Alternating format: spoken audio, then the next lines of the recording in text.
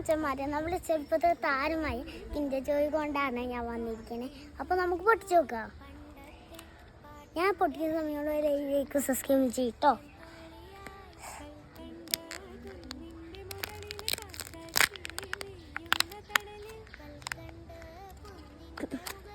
ഇത് പിടിക്കാം. ആദ്യം തന്നെ ടോയാണ് കേട്ടോ ഞാൻ പിടിച്ചേക്കുന്നത്.